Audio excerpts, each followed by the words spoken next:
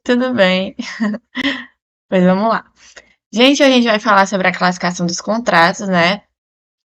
Me falaram que a professora já terminou o conteúdo, então eu vou tentar terminar aqui também, ok?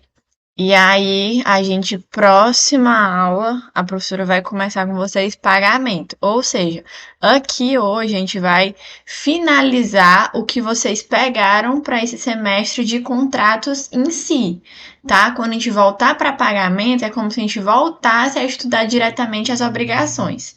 Tudo bem? Os contratos de princípios e classificação dos contratos são da matéria de contratos, tá? Mas o resto, todo o resto que vocês viram foi de obrigações, e os que vocês vão ver depois, começando com pagamento, vai ser voltada também para a matéria de obrigações, tá? Então, hoje a gente termina o que vocês vão ver esse semestre em contratos, para continuar só o semestre que vem.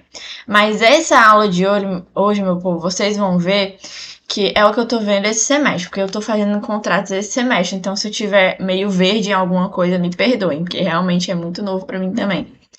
Mas o que acontece aqui, classificação dos contratos, vocês vão ver muito quando vocês forem estudar contratos. Entendeu? Então, essa matéria aqui, ela não pode ser deixada passar em branco. Não pode mesmo, porque qualquer contrato em espécie, né? Contratos nominados e tarará, que a gente vai ver já. Realmente, se você for estudar individualmente cada um deles, vocês vão ver que todos eles vão ter essas características. Você, antes de começar a estudar o contrato, você tem que ver como ele está sendo classificado, tá bom? Então, é de suma importância essa matéria. Peço que vocês prestem bastante atenção, tá? Se vocês não tiverem entendido alguma coisa da aula, eu vou tentar sanar todas as dúvidas de vocês agora, certo? Vamos lá. A gente vai estudar diretamente as classificações, tá? Não vou fazer toda aquela introdução, tipo, o que é uma classificação, tarará, porque todo mundo sabe. Literalmente, a gente vai falar especificamente das características que a gente vai encontrar dentro de um contrato, tá? Então, a gente vai começar aqui com a classificação dos contratos quanto à natureza desses contratos. Então, assim, todos os contratos, eles vão ter a possibilidade de ter qualquer dessas classificações, tá? Eles vão se individualizar, vão se tornar únicos como contrato, separando-se em classificações diferentes, tá bom? Então vamos lá. Quanto à natureza, os contratos eles podem ser bilaterais, unilaterais, onerosos e gratuitos. Isso aqui a gente já ouviu muito, né?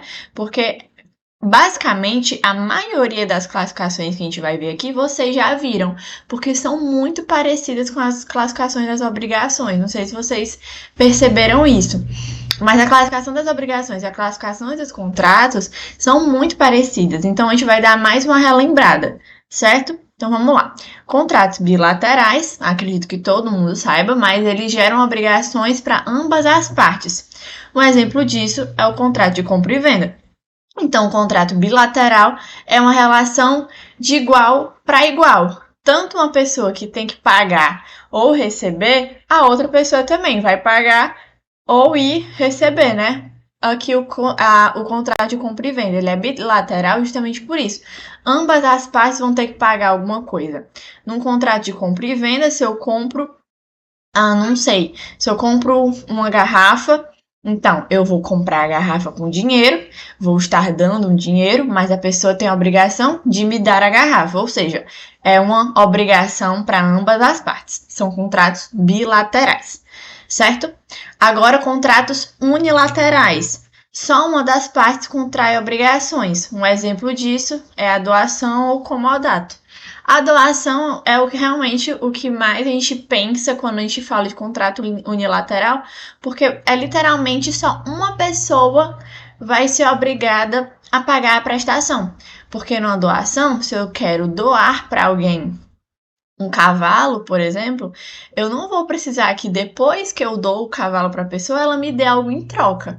A não ser que seja uma doação com encargo, que isso vocês vão ver também lá em contrato. Só que a gente também vai ver que se a doação virar uma doação com encargo, ela vai se tornar bilateral, justamente porque agora ambas as partes têm que responder com alguma coisa. tanto uma prestação de fazer como dar, tarará, mas vocês vão ver realmente mais no próximo semestre. Tudo certo até aqui? Então, bilaterais, ambas as partes têm que responder com alguma prestação. Unilateral, apenas uma das partes é obrigada a uma prestação. Certo? Contratos onerosos. Esse aqui vocês vão ver demais, meu Deus. Haverão sacrifícios patrimoniais para ambas as partes, mas também para ambas benefícios. Um exemplo disso é a compra e venda. Então, gente, o nome é oneroso justamente porque tem um ônus para ambas as partes. Por quê? Porque de alguma forma ambas as partes vão perder parte do seu patrimônio. Se eu quero comprar alguma coisa, parte do meu patrimônio vai sair de mim, porque eu vou ter que pagar, né? Vai ser tirado o dinheiro do meu patrimônio, mas para outra pessoa também, porque se ela está me vendendo alguma coisa, parte do patrimônio dela, como o objeto, vai estar sendo tirado dela para ela me dar. Porém, ambos vão ter benefícios também. Não é porque tem ônus que não tem bônus nesse caso. Porque se eu estou tirando dinheiro do meu patrimônio é porque eu quero receber aquela prestação que estão me devendo. Então, eu tenho o benefício de receber o meu objeto, assim como o vendedor tem o benefício de receber o dinheiro que eu vou pagar por aquilo.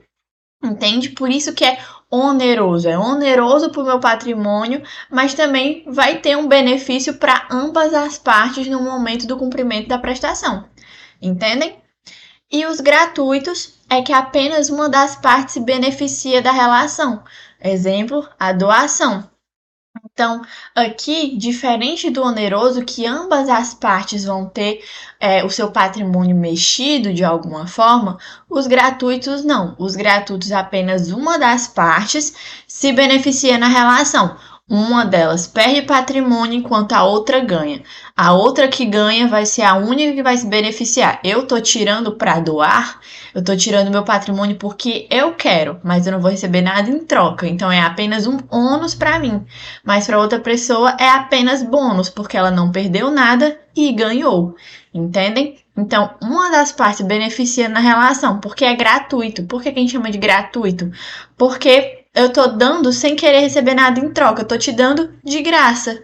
Entendem? Então, não precisa de uma relação ou então de algo a se fazer nesse contrato para que ele valha. Não, não precisa. Uma das partes beneficia e aí o contrato está cumprido de boa. Tudo bem? Qualquer dúvida, vocês peçam para eu voltar, só porque eu vou tentar ser mais rápida hoje. Continuando ainda com os contratos quanto à natureza, eles também podem ser aleatórios, comutativos e paritários. Os aleatórios, esses aqui são bem peculiares porque eles são basicamente excepcionais, eles são quase exceções dentro dos contratos, mas o que é que eles falam? Que os contratos aleatórios eles dependem de sorte.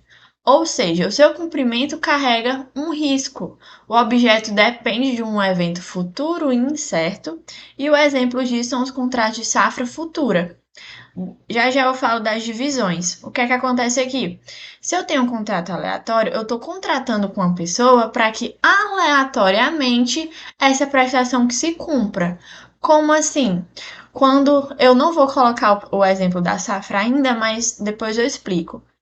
Um exemplo disso, gente, são os jogos, né? Quando se faz um jogo de azar, você tá ali querendo que a prestação seja paga, mas você depende da sorte, você depende de que o jogo dê certo. É assim que funcionam os contratos aleatórios. Então, o exemplo aqui da safra futura, o que é que acontece? Eu estou fazendo um contrato com alguém e eu falo, ó, eu quero comprar tantos quilos de algodão, tá? Mas eu só vou comprar depois que a plantação tiver colhida. Então, assim, são exemplos que eu não tenho como ter certeza se essa safra, se essa colheita vai acontecer de forma plena. Por quê? Porque pode ter uma tempestade, pode ter um incêndio, pode ter ventania, alguma coisa pode acontecer com essa plantação que eu não possa colher. Então, é aleatório por eu não ter certeza do cumprimento da prestação. Mas mesmo assim, eu quero correr o risco de concluir esse contrato. Tudo bem? Aí a gente tem duas divisões, que é a venda da esperança e a venda de coisa esperada. A venda da esperança refere-se à existência, paga independente do objeto existir ou não. Ou seja, a gente pode voltar para o exemplo da safra, eu já pago. Eu sei que ela pode existir, então eu já quero garantir esse contrato. Eu pago independentemente dessa colheita já ter sido realizada. Eu já faço, ó, aqui a gente tem um contrato sim. Eu sei que eu não tenho o meu objeto ainda, mas eu tô aqui te garantindo que eu quero esse contrato. Estou assinando, estou te pagando. Eu tenho a esperança de que eu vou conseguir colher esse tanto de algodão, tá? E venda de coisa esperada refere-se à quantidade. É pago o valor independente da quantidade que for colhida. Se não houver colheita, não há pagamento. Aqui o que acontece? A gente sabe que eu posso fazer o contrato do jeito que eu quiser com a outra parte, né? Então, a venda de coisa esperada é que eu me garanto que o que eu tô pagando eu vou receber. Entende? Então, eu posso estipular no contrato que eu não vou pagar o valor inteiro se eu não tiver o que for inteiro. Então, eu vou pagar o valor antes mesmo dessa safra ser colhida, mas eu pago a partir da quantidade. Antes mesmo dessa safra ser colhida, antes mesmo da colheita acontecer, eu já paguei. Isso a gente deixa claro. Já paguei. Só que aí no momento que for colher, eu não sei exatamente se todas as plantações de algodão foram eficientes, foram bonitas e tal, vão me servir. Eu não sei. Mas eu já deixei esse valor pago por quantidade, certo? Porém, como eu estipulei no meu contrato que eu precisava pagar algo que eu tinha certeza que ia estar ali, eu tinha certeza que eu ia ter o mau algodão, se não tiver colheita, se nenhuma das plantações forem prósperas para eu pegar esse algodão e vender, se não tiver colheita, eu não sou obrigada a pagar, porque eu estipulei isso no meu contrato. Eu vou pagar um valor, tudo bem, mas eu dependo que essa colheita aconteça. Se não houver colheita, eu não me obrigo a pagar porque eu estipulei no meu contrato. Tudo bem? Contratos comutativos são os contratos cujo objeto é certo. O exemplo de compra e venda de coisa certa. Então, aqui, diferente dos aleatórios, é literalmente o contrário, os contratos comutativos eu tenho absoluta certeza que aquele objeto existe. Tenho absoluta certeza de que o que eu estou comprando não tem ônus, não tem um risco, não tem sorte. O objeto é certo, certo? E os paritários, as partes, em posição de igualdade, conversam para ver as melhores regras do contrato, que isso aqui é a regra geral de todos os contratos, que foi o que eu acabei de falar para vocês. O contrato, ele tem essa característica, como regra geral, de que as partes conversem de igual para igual. Eu estou na mesma posição que você. A única coisa que vai acontecer é uma troca de prestações, tá? Então elas se conversam para ninguém se sentir prejudicado quando esse contrato foi estipulado. Tudo bem? Vale, eu coloquei duas vezes. Perdão, gente. Continuando. Contrato de adesão. Uma das partes contratantes não pode alterar cláusulas ou conteúdo do contrato. Ou seja, só uma das partes determina os elementos do contrato, cabendo a outra aceitar, aderir ou não. São exemplos contratos de consumo ou empréstimos bancários. Então, gente, os contratos de adesão, eles são muito importantes porque vocês também vão ver muito eles lá na frente. São os contratos que quase fogem à regra geral. Porque a regra geral é que as partes se conversem para estabelecer qual é a melhor prestação para cada uma. No de adesão, não. No de adesão, o credor, ele fala, o contrato é esse, é isso que você vai pagar, não tô nem aí porque você quer. Esse é o contrato, se você quer, pronto. Se você não quer, tchau. Então, aqui, a peculiaridade do de adesão é que ele não pode ser modificado em nenhuma circunstância. Ele é pronto, ele é feito, ele é entregue à pessoa e ela aceita ou não. Tudo bem? Ele tem lá tudo bonitinho, mas se a pessoa não aceitar, é aquilo, ela não tem o poder de modificar, certo? E aqui a gente falou dos contratos de empréstimos bancários, que às vezes é muito isso, a pessoa quer ir lá no banco fazer uma negociação para conseguir um empréstimo, mas o contrato para que aquele empréstimo aconteça, o banco ele já tem lá bonitinho impresso e tal, joga para você e você só assina. Né? Você não conversa direito com o banco para mudar cláusulas, para diminuir o valor, aumentar o valor, tarará. Não. Se você quer um empréstimo bancário, o banco já diz: ó, tá bom, eu faço esse empréstimo para você, mas vai ter todos esses ônus ou esses bônus que você vai ter que cumprir dentro desse contrato. Assina ou não assina? Assina ou não assina. Pronto. É isso. Não tem outra opção. Tudo bem? Agora, quanto à disciplina jurídica, esse aqui a gente vai trabalhar mais. Não sei se é a gente, né? Porque eu não sei se você monitora de contratos, mas quanto à disciplina jurídica, vocês vão ver melhor quando vocês estiverem estudando os contratos em espécie, porque vocês vão perceber que muitos dos contratos eles vão ter diferentes estilos, diferentes disciplinas jurídicas. Então, os contratos eles podem ser civis, trabalhistas, administrativos, comerciais de consumo.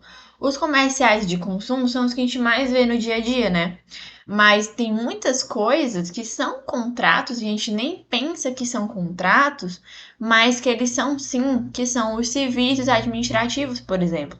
A gente não conversa com o direito civil para assinar um contrato, né? Então a gente faz com que certos contratos estabeleçam um bom regimento administrativo, como é o caso, por exemplo, de assinar a carteira de motorista. Isso é um contrato administrativo, certo? Assinar a carteira de trabalho é um contrato trabalhista, entende? Então são coisas que a gente vai fazendo ao longo da vida, mas não são tão comuns, mas que geram obrigações para a vida e disciplina jurídica para a vida no cotidiano. Tudo bem? Eles não têm especificidades, eles apenas são de disciplinas diferentes, mas mesmo assim continuam com o corpo e matéria de um contrato, tá? Quanto à forma dos contratos, eles podem ser solenes, não solenes, consensuais e reais.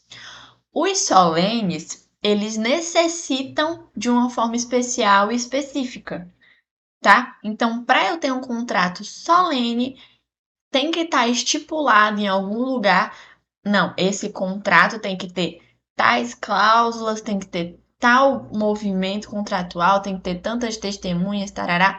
Ele tem uma forma especial de ser feito, certo? Uma forma específica. Um exemplo disso é o artigo 108 do Código Civil, tá? Que fala assim: não dispondo a lei em contrário, a escritura pública é essencial à validade dos negócios jurídicos que visem a constituição, transferência, modificação ou renúncia de direitos reais sobre imóveis de valor superior a 30 vezes o maior salário mínimo vigente no país. Ou seja, aqui está especificando qual a forma que será válido um negócio jurídico que visem essas coisas. Por quê? Porque ele só vai ser válido se especificamente for feito uma escritura pública. Então, para ter a validade de negócio jurídico que visa em constituição, transferência, modificação ou renúncia de direitos reais sobre imóveis, precisa-se de escritura pública. É específico esse contrato para esse negócio jurídico, tá? Agora, os não solenes, eles têm forma livre. De qualquer jeito, eu posso fazer aquele negócio jurídico, como é o caso, por exemplo, de um contrato também de compra e venda. Eu estou aqui estipulando a venda de uma casa, mas nesse contrato eu posso livremente conversar com a outra parte sobre quais cláusulas a gente vai fazer, se vai ser pagos benfeitorias, se vai ser um valor pago parcialmente, em parcelas, ou então pago à vista, tarará.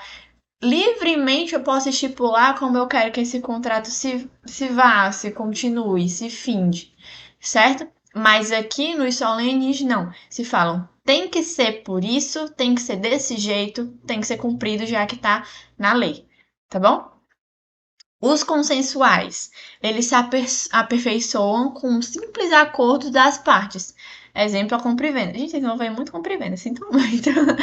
Mas os consensuais, eles, né, se ligam um pouquinho com os paritários, porque realmente eles só vão se aperfeiçoar quando as duas partes falarem: estou de acordo com esse contrato.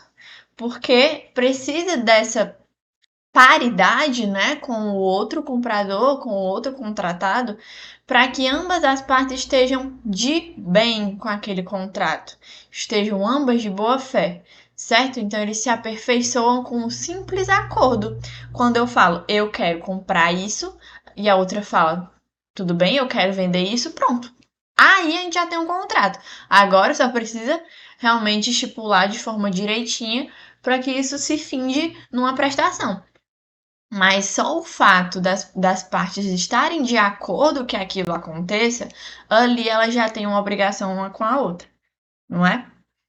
E os reais, eles só se aperfeiçoam com a entrega da coisa. Exemplo comodato. Então, assim, os reais, diferentes dos consensuais, eles precisam que, mesmo que ambas as partes concordem, ambas as partes queiram um contrato, ele não vai ser finalizado, ele não vai se findar antes que a coisa seja entregue. Tudo bem? Então, se eu falo, eu quero fazer um contrato com você e você quer fazer um contrato comigo, nesse momento a gente não vai ter um contrato ainda. Só vai ser finalizado se eu falo, ok, lembra daquele contrato que a gente conversou? Tô aqui pagando a minha prestação. Me paga a sua também. E aí sim, pronto. Aí sim se resolve esse contrato, tá? Esses são os contratos reais. Por quê? Porque eles dependem da coisa real. Vocês lembram quando a gente estava estudando em obrigações também? As obrigações com eficácia real. Por que que era com eficácia real? É porque só teria eficácia com o real, com a coisa, com a entrega da coisa. Contratos e obrigações se conversam o tempo todo, então se liguem nesses nomezinhos, vocês acham que é muito nome, tarará, mas todos eles têm um motivo para estar aqui. Todos eles têm um significado que vocês já conhecem, porque em obrigações a gente já viu muito, tá? Então, contratos reais, vocês têm que lembrar das obrigações reais, né? Que a gente viu todas essas classificações lá no começo do semestre, né? Então, deem uma relembrada aí nessas revisões que a gente fazia. Agora, quanto à designação, os contratos eles podem ser nominados, que eu escrevi tudo errado, né? Mas tudo bem, depois eu ajeito. Eles podem ser nominados e inominados. Os contratos nominados são aqueles que o nome deles são definidos por lei ou pelas partes. Ou seja, o que é isso aqui? São contratos literalmente que tem nome, que é o contrato de compra e venda, contrato de locação, contrato de prestação de serviço, todos esses têm nome, tá? Eles têm nomes estipulados por lei ou pelas partes. Agora, os inominados, eles não possuem nome definido. É apenas uma obrigação que eu estou fazendo com a outra pessoa, mas a gente não sabe o que é isso especificamente, porque a gente não está seguindo exatamente as classificações de um contrato de compra e venda, ou então de um contrato de locação, mas a gente está aqui fazendo um contrato.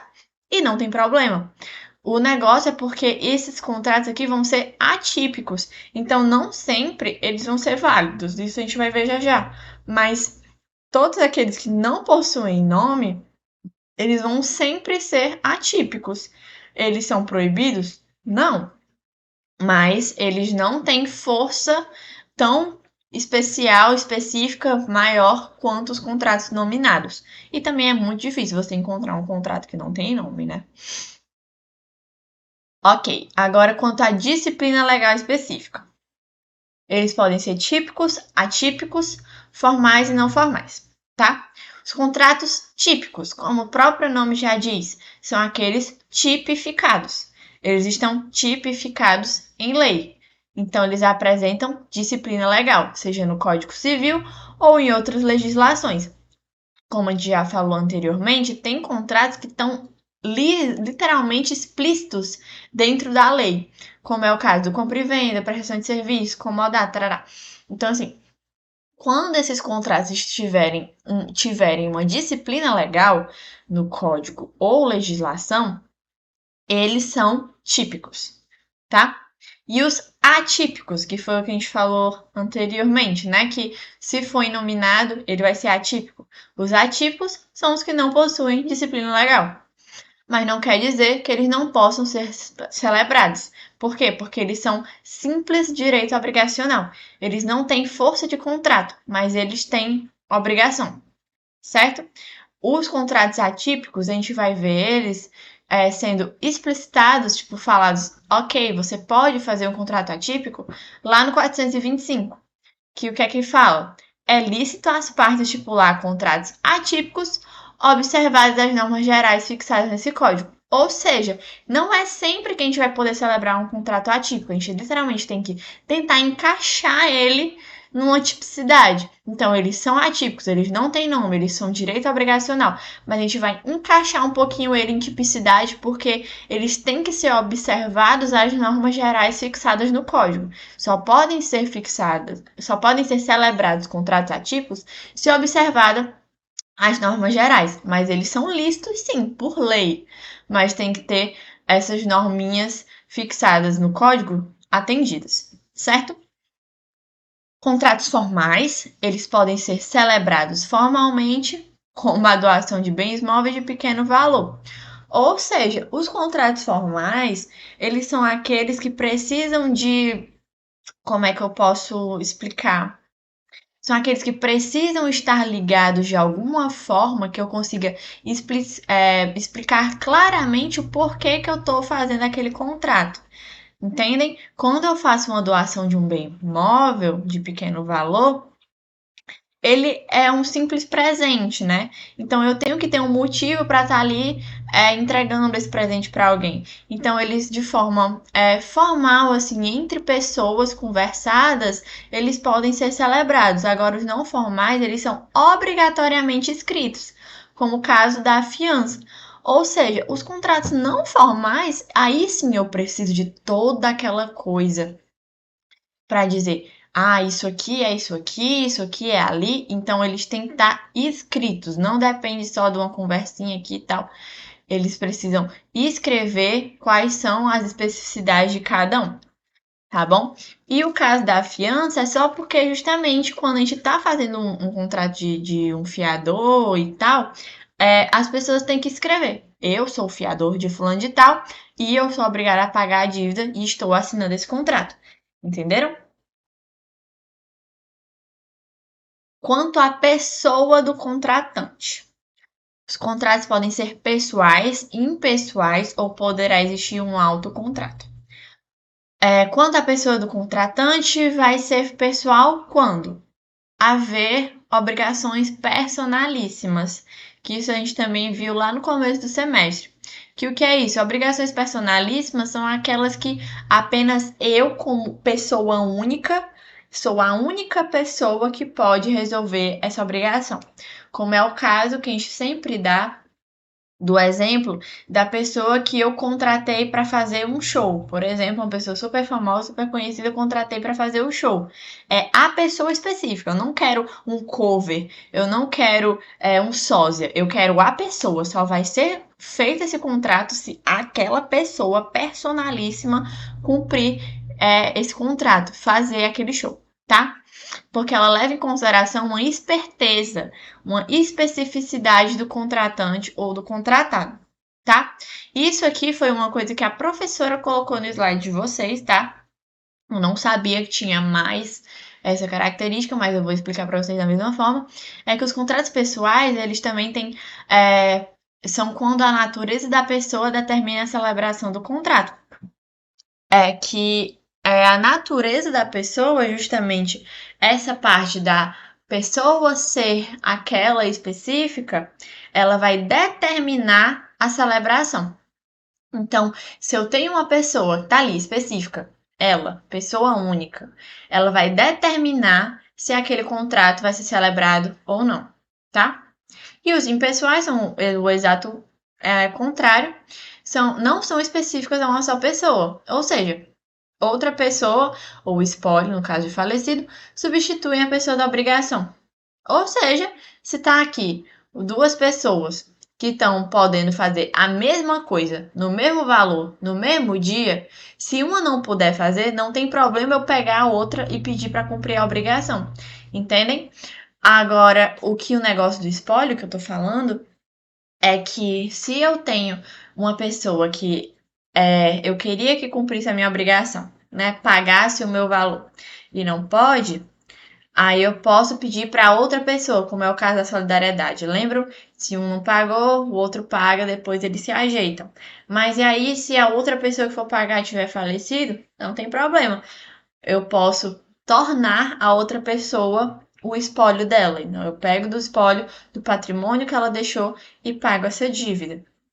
Tá? Então, os impessoais realmente não dependem que a pessoa esteja aqui de corpo presente para cumprir a obrigação. Elas apenas podem ser modificadas ao longo do tempo, caso a pessoa não possa cumprir, eu posso chamar outra, tá? Então, ela independe da natureza da pessoa do outro contratante. Exemplos dos contratos com pessoa a declarar. Ou seja, vocês vão estudar também esse contrato. Se eu tenho um contrato com pessoa a declarar, eu estipulo um contrato. Eu só não digo quem é a pessoa que vai estar ali para receber a prestação. Então, depois que cumprir esse contrato, vai ter alguém entrando ali que vai ser estipulado de outra forma ou depois que vai cumprir essa prestação. Ou seja, eu não preciso dizer especificamente quem está ali cumprindo prestações, entendem? Porque é impessoal. Agora, o autocontrato, esse aqui é muito difícil de acontecer, mas o que é? É que a mesma pessoa responde por ela mesma e ainda representando a outra parte. Isso só pode, obviamente, acontecer nas situações que a lei permitir. Um exemplo que eu pensei para dar para vocês de autocontrato é, por exemplo, quando existe uma compra e venda, por exemplo, e aí uma mãe, por exemplo, quer vender para o filho menor de idade. Todo mundo sabe que o incapaz não pode cumprir contratos, né? Então, a mãe, ela tanto responde pela prestação, como ela tá ali respondendo, representando o filho, porque ela é a única representante legal que essa criança tem, né? Se no caso não tiver um pai, tarará. Mas ali ela tá especificamente como duas pessoas, porque mesmo que seja uma prestação para o filho dela, é como se ele não tivesse ali porque ele não tem capacidade de dizer, não, eu estou respondendo por mim mesmo. Ele não tem essa capacidade ainda, tá? E um exemplo disso é o artigo 685, mas isso que foi a professora que falou, mas eu não peguei direito o porquê que o artigo 685 é um exemplo de autocontrato. Depois eu tento explicar se alguém tiver dúvida nesse artigo. Mas se ela falou, eu boto aqui e é isso. Quanto ao tempo de execução, podem ser instantâneos, de execução continuada ou de execução diferida. Isso aqui vocês já ouviram tanto, que misericórdia, né? O tanto que vocês já fizeram um trabalho de classificação das obrigações, isso aqui tem direto. Então, quando vão ser instantâneos? Quando ele for cumprido imediatamente. Se resolve em um único ato. Eu tô aqui, eu falo, eu quero comprar esse bombom. Pois toma, paga o valor. Pronto, caiu. Pronto, é isso, instantâneo. Pagou, foi embora, pegou o objeto, acabou-se. Foi rápido, foi prático, foi em um único ato resolvido. Agora, o de execução continuada, ele vai ser resolvido com periodicidade. Ele vai ser em prestações. Então, a resolução das prestações vão ser a resolução continuada desse contrato. Que é o exemplo da compra e venda paga em parcelas. Se eu falo, eu quero comprar isso aqui, mas eu só posso pagar em 12 vezes. Então, todo mês você vai estar cumprindo uma prestação para que esse contrato se acabe, tá? Tem uma continuação de eventos em prestações periódicas para que ele termine. O contrato de execução diferida já é o contrato que vai ser cumprido em um momento certo no futuro, que é um exemplo da compra à vista. Se eu falo, ó, eu quero comprar essa casa, aí a gente fala, tá bom, pois então você vai dar uma olhada na casa e no dia tal, se você realmente for comprá-la, no dia tal você me paga o valor e pode entrar. Então é um exemplo de um contrato que num futuro, mas que ele é certo, no futuro certo, que eu sei que especificamente no dia tal eu tenho que pagar, ele tem uma execução diferida. Tem uma execução que já tem caminho, já tem um final a ser seguido, tá?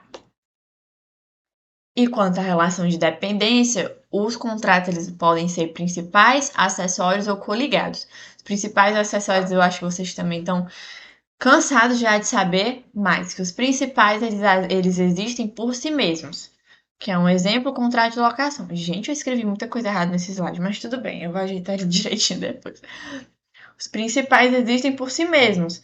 Então, o contrato de locação, perdão, ele vai ser um contrato só por existir. Ele já está ali bonitinho. Ele é um contrato de locação. Pronto. Ele é principal, protagonista. Agora, os acessórios dependem do principal. Não tem como eu ter esse contrato se o principal não existir, que é o exemplo da fiança da locação. Eu não tenho como ser fiador de uma locação se a locação nunca existiu. É só isso. Eu tenho um contrato de locação que está existindo, mas para ele ser cumprido, eu preciso de um fiador. Tudo bem, mas só vai existir essa obrigação, só vai existir esse contrato do fiador para com o locatário quando o contrato de locação for estabelecido. Aí sim eu entro para ser fiador. Já os contratos coligados, eles são realmente essa união de outros contratos que mantém suas individualidades. É apenas o exemplo do acessório que segue o principal. Nos contratos coligados, eu peço que vocês prestem atenção, porque lá no slide da professora tem as classificações desse contrato. Eu não coloquei ele aqui porque realmente, se você entende o todo, você vai entender as especificidades, mas não deixem de estudar as especificidades, tá? Eles estão lá no slide da professora. Então, os coligados são realmente essa coisa do acessório segue o principal. Então, é a junção desses contratos. É a junção de um contrato de locação com o contrato de fiança, faz a fusão deles dois, eles estão coligados. Agora, eu tenho dois contratos em um, mas não é por causa disso que eles perderam suas individualidades. O contrato de locação continua tendo as mesmas características do contrato de locação, o contrato de fiança continua tendo as mesmas características do contrato de fiança. A única coisa que aconteceu foi que eles se juntaram, eles fizeram uma parceria ali e eles falaram: tá, eu gostei de ti, vou te ajudar. Então, se ele não pagar o aluguel, eu entro como fiador. Show! Eles estão se ajudando, mas eles não se excluem em nenhum momento, tá? Oi, Franco. Bom dia.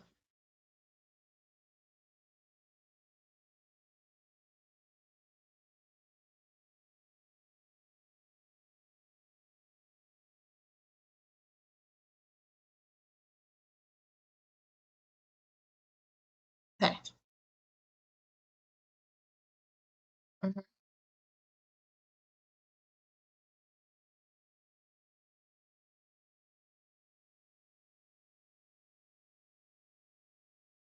Não, pronto.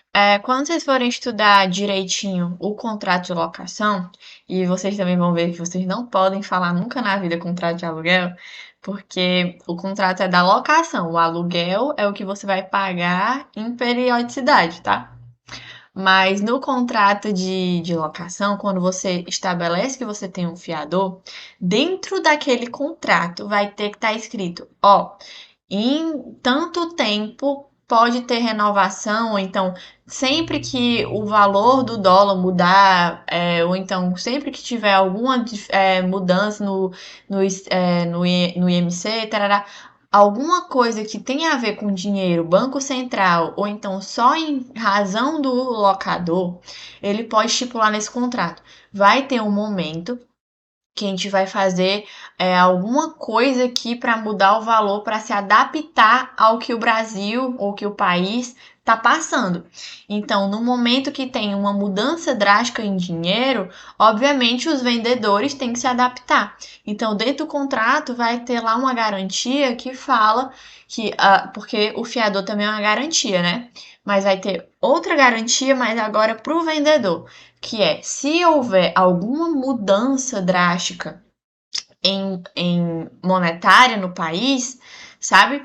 Ou então só porque ele quer, ele fala, não, de 2 em 2 anos, isso é da empresa dele, de 2 em 2 anos ele muda os contratos, ele muda os valores.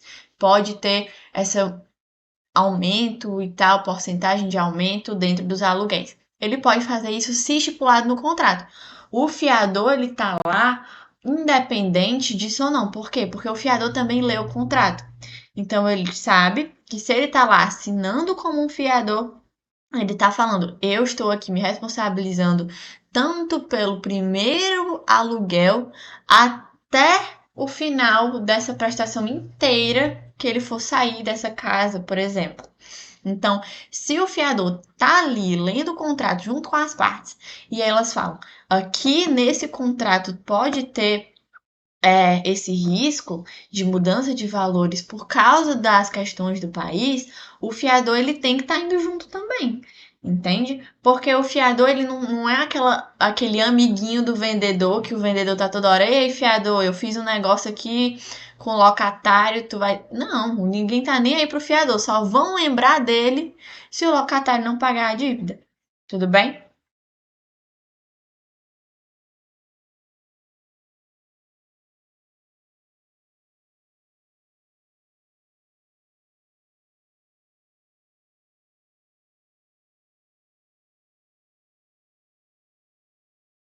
Tá.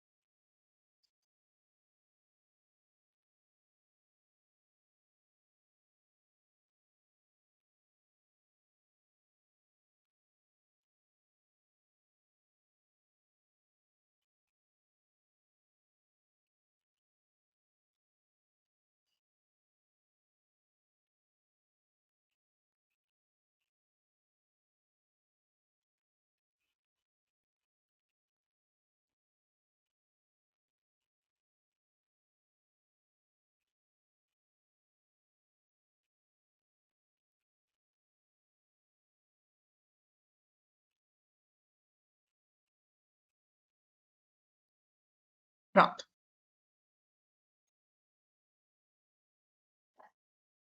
Tá. É... Eita, fale.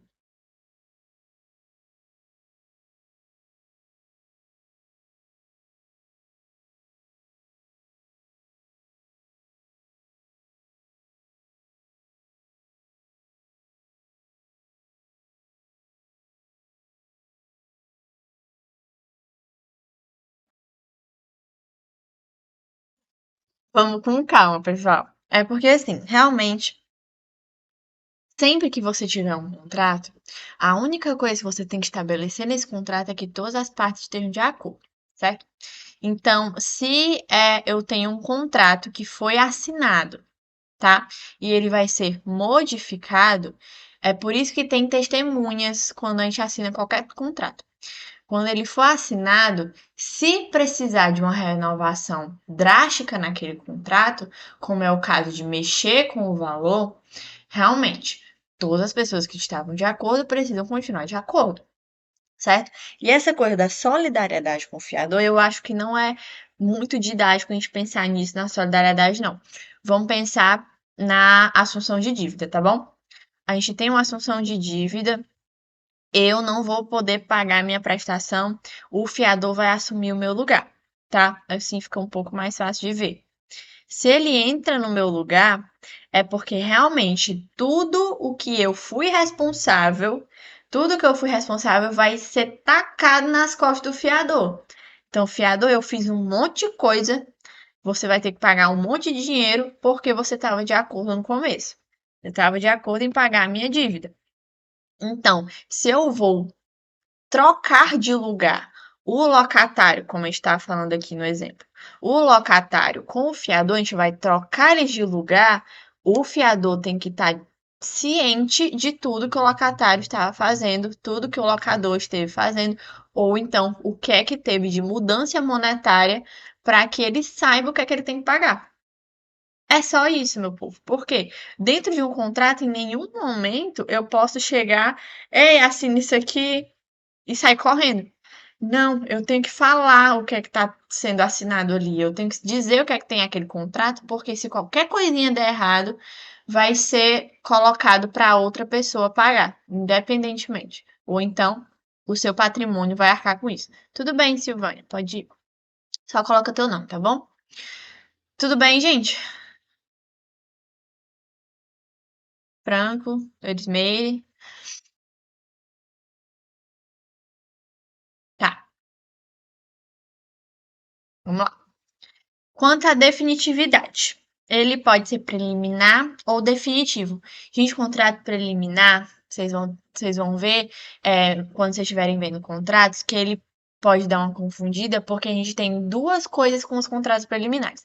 Os contratos preliminares, eles podem ser contrato, realmente eu tenho um contrato preliminar, como ele também pode ser uma fase de construção do contrato. A gente não vai estudar a fase agora.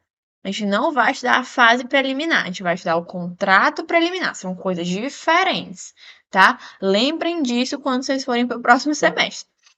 O que acontece? No contrato preliminar, que não é fase, no contrato preliminar é um contrato que formaliza vontade de celebrar um contrato futuro.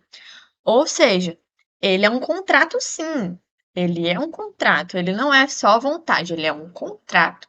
Mas o objetivo dele, a prestação dele é outro contrato. Lorena, é o quê? Vamos com calma. O contrato que formaliza a vontade de celebrar contrato futuro. Ele permite adiar a celebração de um contrato sem perdê-lo. O que é que vai acontecer? Eu vou formalizar um contrato em que o que está no pedido dele, eu estou assinando esse contrato prometendo fazer um contrato de compra e venda, um contrato de locação, um contrato de prestação de serviço. Eu estou prometendo, assinando que algum dia da minha vida, ou então num dia certo, eu vou celebrar contrato tal.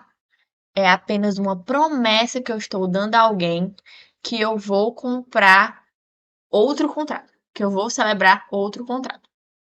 Contrato de intenção de cumprimento. Pronto, é um ótimo exemplo, tá?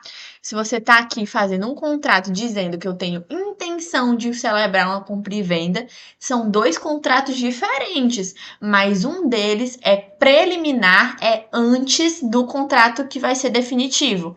Entende? Então eu estou prometendo, eu estou dando a minha intenção, como é o caso do Rogério falou, uma intenção de compra e venda. Show? Então, aqui continuando, se não houver direito de arrependimento, pode qualquer uma das partes cobrar sua celebração, não sua execução. Isso aqui foi algo dito também no slide da professora. O que é isso aqui? Se não houver dentro desse contrato direito de arrependimento, como assim direito de arrependimento? É dizer, eu estou assinando esse contrato para celebrar o contrato futuro. Mas uma cláusula dele está falando assim: eu posso ter direito de me arrepender, eu posso ter o direito de tirar para mim essa obrigação de celebrar o contrato futuro, tá? Então, o que acontece se não tiver esse direito? Se eu não tiver direito de desistir de ambos os contratos? Vai acontecer que qualquer uma das partes pode cobrar a sua celebração, tá? Não a sua execução. Como assim? Eu posso cobrar que o contrato que eu prometi, ele seja celebrado. Eu só não posso cobrar que ele seja executado. Eu posso falar, tá, você vai fazer aqui um contrato comigo só para eu ter certeza que você estava aqui, a gente teve essa negociação e você assinou comigo sim, tá? Mas eu não posso cobrar que você pague o valor do serviço, o valor da compra, tarará. A execução do contrato eu não posso cobrar, mas que ele seja celebrado sim, justamente porque eu assinei. Entendem? Eu assinei que o contrato futuro seria celebrado. Eu só não posso cobrar que o contrato futuro tenha essa execução que ele teria apenas no momento que eu assinasse a ele, tá? Tudo bem, Milena? E o definitivo, ele é aquele que é celebrado automaticamente, de forma plena. É um contrato por si só, não tem nada antes nem depois dele. É um contrato de compra e venda, é um contrato de prestação de serviço. No momento que eu assinei, pronto, ele já está sendo celebrado. Entendeu? Ele está sendo celebrado e ele pode ser cobrado sim a sua execução. Tudo bem? E é isso, galera. Consegui terminar bem no tempinho, né? Então, eu espero que vocês tenham entendido tudo. Alguma dúvida que ainda dá tempo de eu sanar aqui? E aí? Oi? Ô, Franco. Pois é, Meire, foi o que eu falei no começo. Eu não sei, de novo, quando é que vocês vão receber as notas de vocês, mas acredito que seja assim que terminar a prova oral para quem estava de atestado, porque quem estava de atestado precisou fazer uma terceira chamada e é uma prova oral, tarará. Então, eu acho que ela quer lançar as notas todas juntas. Mas ela já tá com todos os pontos de todos os trabalhos de vocês, todos os pontos extras, tá? Essa parte já tá com ela. Agora só falta realmente o lançamento da nota da prova, certo? Oi.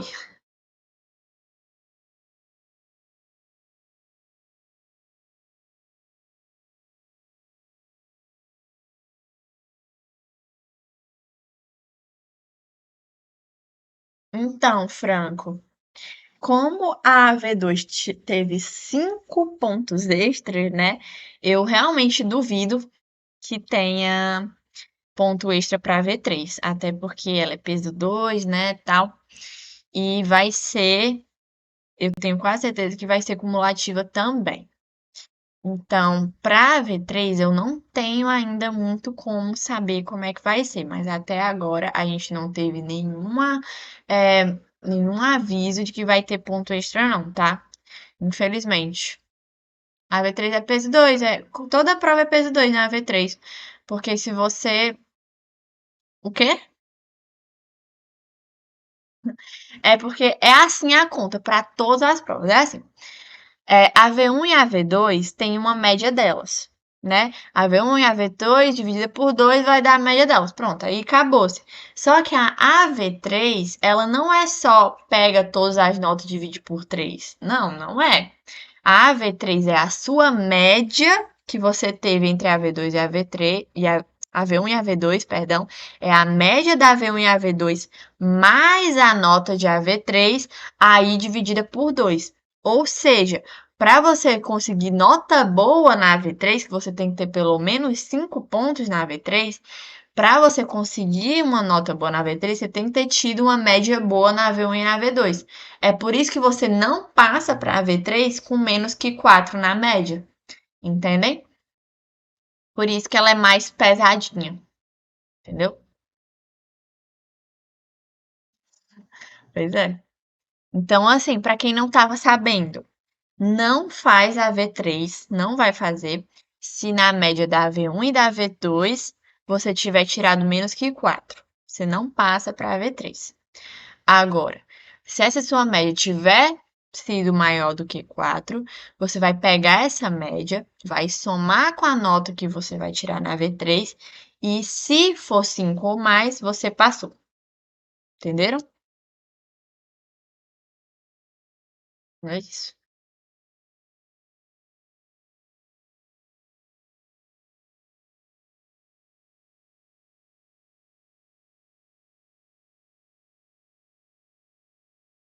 Pois é,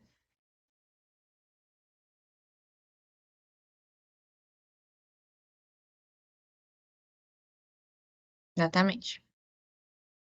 Isso, exatamente. Então é, gente, botem os dados de vocês, por favor. E eu vou ajeitar esse slide primeiro, porque ele tá cheio de erro. Eu vou ajeitar ele antes de postar, tá? Então, se vocês forem procurar, tenham um pouco de paciência que eu nem postei ainda a frequência de vocês do último GED, porque eu esqueci.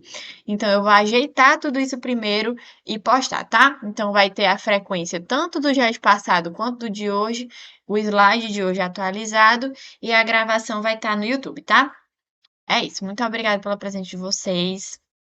E estamos terminando, né? Já já eu vou estar dizendo tchau pra vocês, ô tristeza.